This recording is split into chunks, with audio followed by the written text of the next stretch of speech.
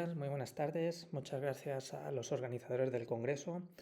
Me llamo Antonio Delgado, soy profesor universitario de la UNED y voy a presentarles una serie de actividades y de trabajo que realicé en el 2020 mediante esta presentación, que es el tratamiento de la empatía en actividades online de L, español, lengua extranjera.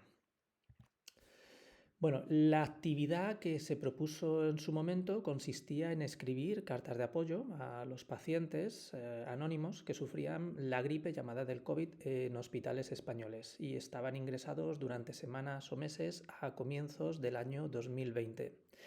Es una actividad que surgió en determinados hospitales y bueno, se dio difusión en los medios de comunicación como por ejemplo Radio Televisión Española. Bueno, la actividad trataba sobre la actualidad y novedad de la propuesta, a la par de los acontecimientos mundiales del año 2020, que todos recordarán, y de los confinamientos políticos casi a nivel mundial. No todos los países tuvieron, pero bueno, en el caso de España y de Rusia, pues hubo determinadas restricciones. La relevancia y significación del tema vivido y a tratar del COVID en el interés que despertó en gran parte de la población, máxime en estudiantes universitarios de edades comprendidas entre los 21 y 23 años para quienes esta era su primera epidemia, no solo nacional, sino internacional. Y bueno, ¿cómo surgió y fue planeada la actividad? Bueno, viendo que existían referentes históricos de carácter ruso, que ya les trataré ahora, y también actuales en los medios de comunicación españoles, como la publicidad que se dio en Radio Televisión Española y otros medios de la iniciativa de las cartas COVID, y procurando darles significación educativa y práctica para el día a día. Aquí se suele citar el conocimiento de mismas acciones en la historia de ambos pueblos permitió salvar parte de esa distancia intercultural.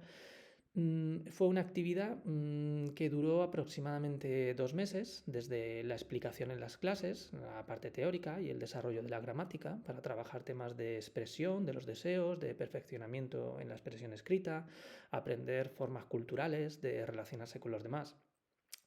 Y el tipo de estudiantes que participaron, bueno, fue un grupo de cuarto curso, llevaban ya 3 años de estudio de español, de la carrera de traducción moderna en la Cátedra de Idiomas Extranjeros en la Universidad Federal de los Urales, en Ekaterimburgo, Rusia.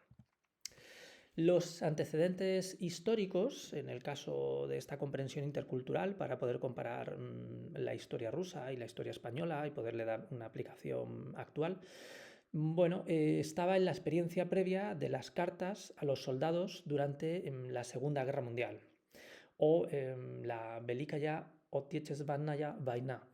Había una iniciativa desde el interior de toda la Unión Soviética en esa época de enviar cartas, tanto familiares como anónimas, a los soldados desplazados al frente para motivarlos y darles ánimos en circunstancias extremas, y máxime desde la región de Sverdlovskaya, en los montes Urales, de donde era originaria la familia del mariscal Georgy Zhukov y donde se concentró la mayor parte de la población obrera durante esta contienda mundial. Estos son imágenes del despacho personal y el mobiliario del mariscal Zhukov, que se encuentra en el Museo Uole de la misma ciudad de Ekaterimburgo, y bueno, una estatua ecuestre de este mariscal, héroe de la Unión Soviética y héroe de la conocida como Segunda Guerra Mundial, que se encuentra en Nevsky Prospekt, en la avenida principal de Ekaterimburgo también. Luego había mucha vinculación entre esta parte de la historia y este episodio de las cartas a los soldados con las cartas que realizaríamos para los pacientes afectados por COVID. Bien, la experiencia previa de carta de enfermos a COVID en medios de comunicación españoles. Hubo una gran difusión en determinados medios, ya hemos citado Radio Televisión Española, luego también en las redes sociales y bueno, a través de los medios pues conocimos las direcciones electrónicas de determinados hospitales a los que podíamos mandar esas cartas para estos pacientes anónimos y poderles dar ánimo en este momento tan importante que era el 2020, vivido a nivel internacional como una gran expectación, ¿no?, por lo que estaba ocurriendo. Bueno, la idea era despertar esa empatía, esa consideración hacia los demás, hacia los prójimos y en nuestro caso, pues hacia estos enfermos por COVID, ingresados en hospitales españoles y, bueno, aprovechando la cercanía del estudio del idioma español, ¿no? Uno de los enfoques aplicados partía de que, para facilitar un aprendizaje efectivo y afectivo en las clases de lenguas hay que despertar sensaciones, reflexiones, pasar a la acción con estrategias cooperativas y tareas enriquecedoras.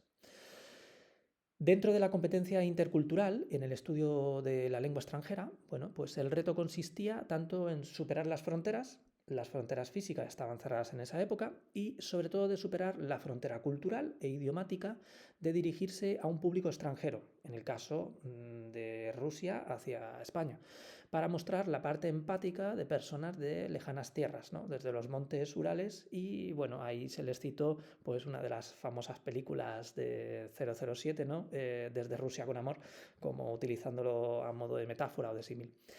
Este objetivo de afecto entre los pueblos, en el que se ha querido llevar a cabo como un granito de arena, sumado a todo este esfuerzo mundial, a través de la iniciativa del Departamento de Español de la Cátedra de Idiomas Extranjeros en la Universidad Federal de los Urales, en los años en los que yo estaba de profesor allí, aprovechando las sinergias de estudiantes de traducción de su tercer año de idioma español, estaban en cuarto curso, pero de tercero de estudio del español, que han querido sumarse de manera voluntaria a transmitir su empatía y solidaridad ante las numerosas víctimas de la gripe llamada COVID, coronavirus, habidas en hospitales españoles, pero algo que puede ser extensivo a todo el mundo hispanohablante y viceversa también.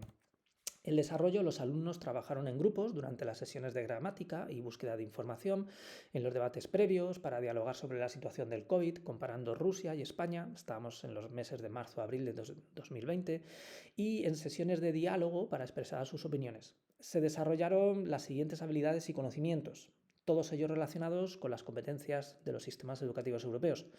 La competencia digital, a través de saber buscar información en idioma español, claro, comparando la diversidad de expresiones y formas de contar noticias de medios de habla hispana, no solo de medios españoles, sino hispanoamericanos. Saber buscar información en medios de comunicación y redes sociales, Twitter, hoy llamada X, utilizar las tecnologías de información y comunicación. Trabajar la competencia personal, social y de aprender a aprender, a través de saber ponerse en el punto de vista del otro, ponerse en su piel, La piel que habito, esa famosa película también, para desde esa empatía comunicarse con ese paciente COVID, ¿no? Esa persona anónima a la que no se conocía y a la que se dirigían las cartas. Saber diferenciar entre información contrastada y fake news, un tema de la desinformación muy importante a día de hoy. Y trabajar sobre todo pues, competencia lingüística a través de saber expresar su opinión sobre temas actuales y de informaciones buscadas en Internet. Y trabajando siempre los contenidos gramaticales acorde al nivel del B1 del español como lengua extranjera, que es donde se encontraban situados este tipo de alumnado. Bueno, ¿cuáles fueron los objetivos del proyecto? Vincular áreas curriculares, la gramática, aprender nuevo léxico, aprender formas culturales, reforzar la expresión escrita, saber presentarse de manera anónima, contar cómo te sientes, saber interpretar cómo está el otro, incluso sin conocerle, adquirir una serie de competencias para desarrollar posteriormente una de las 3 tareas de expresión escrita en las pruebas oficiales del tipo DELE-B1, el Diploma Español Lengua Extranjera, que desarrolla el Instituto Cervantes.